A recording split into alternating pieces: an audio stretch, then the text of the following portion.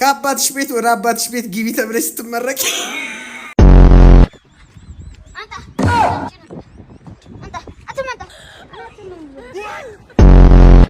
ገመዱ ተልጧል እሱ ነው መሰለኝ ያልተጠየቀውን አትመልስ ያልተጠየቀው ሰላም ነው አለን እንዴት ነህ ደንበኛችን አለውልህ አናት ደንበኛችን እንደ ቀልድኮ ከእስር ቤት ከወጣ 2 ወር ሞላ እንግዲህ እናንተ አሁን ግፋቢል 50 60 ዓመት ያለፋችሁ ሽማግሌዎች ናችሁ በጣም ቆንጅዬ እኮ ነሽ እኔ ወደዛ እንዴ ምንድነው የምትመታኝ? ኧረ እኔ መች መታውሽ ነካ አይደል እንዲያረኩሽ ሲነካ ነገ አፕዴት ትሆንና ወደ ኔክሽን ኔካ ወደ ካልቾ ተቀየራለች ትሰማኛለህ? ካሁን በኋላ ቀና ብለህ እንዳታየኝ እሺ? በቃ አንቺ ጭዌ ማታቂም ማለት ነው? ጭዌ ማታቂም እኔ በቃ ብለህ እኔን ፋና ብለህ ሰደብኝ። ዛሬ በስድብ ከጀመርክማች ባቄላ ካደረች አትቆረጠም ይላል አባቴ። ለህይወቴ ታሰጋኛለህ፣ ነገ ደብድበህ ትገለኛለህ በዚህ አይነት እና በላውን ሜሪ ወይ ማሲዬ እናቴ አንዴ ምንድነው? ወይኔ በሞትኩት ምን ሆነሽ ነው? ወግ ደርሶኝ ማለት ፈጣሪ ጸሎቴን ሰምቶኝ ምን የመሰለ አፍቃሪ ሰጥቶኛል መሰለሽ። ፍቅሩን ሲገልጽልኝ ደና አርጎ ያላጋኝ ነው እንዴ? እሱ ሲያላጋሽ ቆይ አንቺ ምን ሊጥ ያቦካሽ ነው? ደና አርገሽ በሽመል አታለዋግጁ። ዘንድሮ እኮ የፍቅር መገለጫ ዱላ ሆኗል። አንዳንዴ በዱላ ቋ ካላረገሽ ምኑን አፈቀረሽ ማለት ነው? እንደዛ ሆነ እንዴ? ደግሞ አሁን ምን ነው መሐላችሁ ፍቅር የለም እንዴ? ማለት ባታፈቅራት እንኳን ትንሽ ነካ አታረጋት። ፊቷ እኮ ንጹህ ነው። አንዴ እንኳን እቺ ያተሳዝለም አንዴ እንኳን ነካ አታረጋት። እንደው ፍቅር የሌለበት ዘመን እውነቷን ነው። አታፈቅረኝም ማለት ፍቅር የለም። ኧረ አፈቅርሻለሁ የኔ ፍቅር። የታል ቆይ እዚህ ጋር ፍቅር ይታያል፣ እዚህ ጋር ጠባሳ ይታያል። ለኔ አይታየኝም። ላንተ ከታየ ንገረኝ። ያደለው ባሉ እየተፈጠረ በቡጥ ያላጋ ፍቅሩን ይገልጽለታል። የኔው ግን ምን እድል አለኝ እኔ? ድሮንም እድል የለኝም። ፍቅሬን ልግለጽልሽ? አፈቅርሻለሁ እሺ። እኔም አንተና የምር ቤቴን ሳምካት ተቀልዳለህ እንዴ? አንተ እኮ ነኝ ሰውዬው። መጀመሪያ ማን ነው አይኔን አየሁ። እሺ ከዛ አይኗን አየኋት። ከዛም እንዳርኩ ታውቃለህ፣ ወደሷ ነው ጠጋሁ። ለምን እንደጠጋሁ ታውቃለህ? ምክንያቱም በመሐከላችን ከፍተኛ የሆነ ዲስታንስ ወይም ርቀት ስላለ ነው። ስለዚህ ይሄንን ዲስታንስ እንዴት ነው ካልኩሌት የምናደርገው? ስፒድ ሲባዛ በታይም እኩል ይሆናል ዲስታንስ ማግኘት እንችላለን። 20 ሲባዛ በ5 እኩል ይሆናል 100 ሜትር ይሆናል። ወይም ደግሞ ዲስታንሳችን 100 ሜትር ነው ማለት ነው። ተከታተል እንጂ ላንተ እኮ ነው የማወራው። ነገር ዜሮ ከምታመጣ ይሻለም። ምን አባኔ ላይ ተፈጣላ? አትከታተልም? ላንተ አይደል የሚያወራው ደነዝ።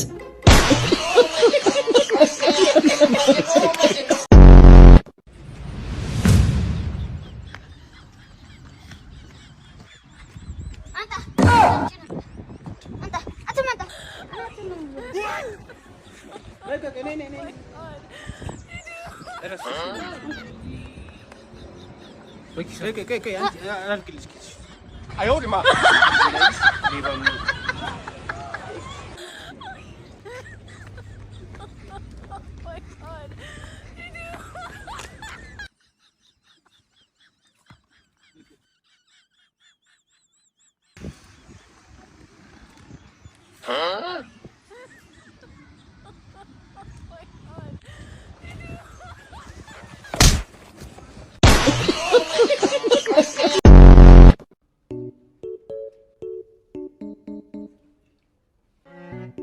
አንተ መጋኛ ምንድነው ብቻ ምን ለፈልፈው እንዴ? አባዬ ስራ ጀመርኩ እኮ። የምን ስራ? ሰዎችን ማነቃቃት ሞቲቬት ማድረግ ምናምን። አይ አንተ ነቅታውን ሰው ልታነቃ። እስቲኛን አንቃ እኔና እስቲ እንደብሮናል። አንቃና አስቺ እስቲ ሞክሮ እስቲ። አዎ አንቃን ይቻላል ወይ? እንግዲህ እናንተ አሁን ግፋቢል 50 60 ዓመት ያለፋችሁ ሽማግሌዎች ናችሁ። ነገር ግን አርጅተናል፣ አቅማችን ደክሟል ብላችሁ ማትሰሩ ከሆነ ለመለወጥ ማጥሩ ከሆነ እንዲሁ እያከካችሁ ነው የምትኖሩት። ተረተኛል አይደል? አሁን ስለመሸ ስማቸውን ማልጠራቸው ብዙ ባለሀብቶች አሉ። ሀሜት ይሆንብኛል። እነሱ ከናንተ እድሜ ተነስተው አሁን ትልቅ ደረጃ ደርሰዋል። ስለዚህ ማመን ነው፣ እለወጣለሁ ብሎ ማመን። ለምሳሌ አስቻውን ትልቅ የምታስተዳድረው ድርጅት አለ። የታለ? ተረጋጋ አስቺ፣ እመን ነው፣ ገና ነው። አዎ አትቸኩል አስቺ፣ ይኖርሃል። እመን መጀመሪያ። አባዬም 6-7 ሚሊዮን ብር አካውንት ውስጥ አለ። መጀመሪያ ማመን ነው የሚቀድመው። እሺ አምነናል። አንተ ግን አንድ ነገር ብቻ እመንልህ። አሁን ከደቂቃ በኋላ ሲወል ትገባለህ። እመን። ሰላማችንን አጣን እኮ። በደንብ አድርገህ ነው ያጋደምክልኝ። አጋድሜያለሁ እኮ ነው። ለክፉም ለደጉም ማዘብዘፊያ ላምጣ እንዴ? አራራ ማዘብዘፊያ አያስፈልግም። አሁን ነፍሱ ትወጣለች እንዴ? ቅያሪ ፓንት ሳይኖሩ ስለ ሚሊዮን ብር ያወራል እንዴ? ተቃጠል። ከአባትሽ ቤት ወደ አባትሽ ቤት ግቢ ተብለሽ ስትመረቂ አክቹዋሊ ከአባቷ ቤት ወደ ፋዘር ሃውስ ሄደች። ድስት ግጣሙን አያጣም።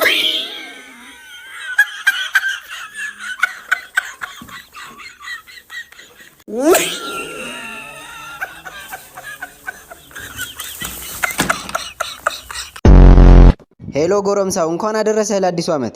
እንኳን አብሮ አደረሰ። ምን ካለፈ በኋላ ነው እንዴ? ማነህ?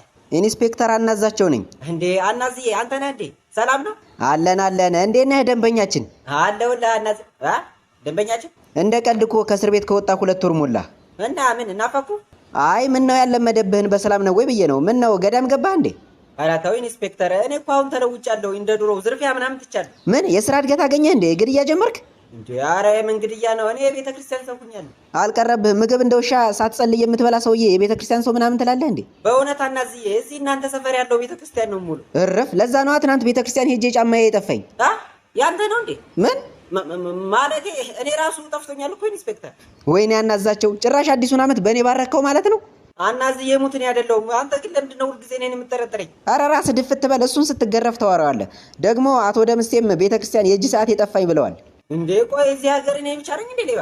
ሌላ ማንም ሊደፍረን አይችልም። በዛ ላይ ሰዓቱ የወርቅ ነው ብለውኛል። የወርቅ?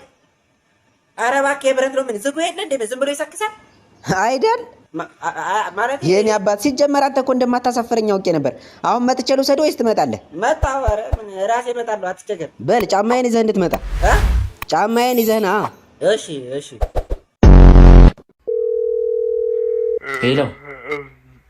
ሄሎ ዋይፋይ ተበላሽቶብኝ ነበር የደወልኩት። ዋይፋይ እየሰራ አይደለም ደንበኛችን? አይ ተበላሽቶ እየሰራ ነው። ምን አይነት ጥያቄ ነው የምጠይቀኝ? አንተ ጥንብ ነገር ነህ እንዴ? ምን አይነት ወሬ ነው የምታወራው? አዎ ተበላሽቶብኝ ነው አትልም? ጀዝባ። እሺ አትሳደቢ። አዎ ተበላሽቶብኝ ነው። እንደዛ ነው የሚባለው። እዚህ በሚሊዮን አይደለም እኮ የሚከፈለን። ልክ ነው የምነግርህ። ክብረ ቢስ ደንበኛ። ቢያንስ የፈለግከውን እስክታገኝ ወሬን አታሳምርም ወይ? ኮምፒውተር ሳይንስ አጥናና ራስህ ስራው። ከአንተ ስለምሻል እኮ ነው እዚህ ያንተን ችግር ልፈታ የተቀመጥኩት። እንደመጣልህ ታወራለህ እንዴ? የሰው ልጅ ነው በዛኛው መስመር ያለው ብለህ አታስብም? አባትህ አንተን በሚያናግር መልኩ ሰው ታወራለህ እንዴ? ጀዝባ። በቃ አንተ ያለ ፍቅር ተጥለህ ስላደግህ ሁሉም ሰው እንዳንተ ነው ማለት ነው? ይህ ሰውን ተናጋሪ ያደርጋል። ከንቱ። ምን አይነት መብራት ነው የሚበረው? እሺ አሁን ራውተሩ ገመዱ ተልጧል። እሱ ነው መሰለኝ። ያልተጠየቀውን አትመልስ። ያልተጠየቀውን ራውተር ነው ገመድ ነው? ቀይ ነው የሚበረው። እሺ በቃ ቀይ ነው የሚበረው። ኬትም እየተለቃቀሙ እየደወሉ እዚህ ስራ መስራት አንድ ስልክ ለ1 ደቂቃ ምናምን ይፈጃል። በዛ በእናንተ ምክንያት ድንቁርቁር ነው። የሆነ ጨዋታ ላጫወታችሁ። ደስ ይለናል። እሺ ምን መሰላችሁ? ደፋር የሆነ ወንድ ማለት ነው በዚህ ጠራራ ፀሐይ ብቻውን ወደ ቤት ይሄዳል። ፈሪ ወንድ ደግሞ ከኔ ጋር ይቆያል ማለት ነው። ይሄ ነው ጨዋታ። እኔ ደፋር ወንድ ነኝ። እኔ ፈሪ ነኝ። ኤቢ አንበሳ። አንተ ግን ፈርተህ ነው። ይሄ ጠራራ ምንም ችግር የለውም ነበር እኮ አንተ ዝም ብለህ ነው። ኧረ እኔ ደፋር ነኝ። አንተ እኔ አያስፈራም።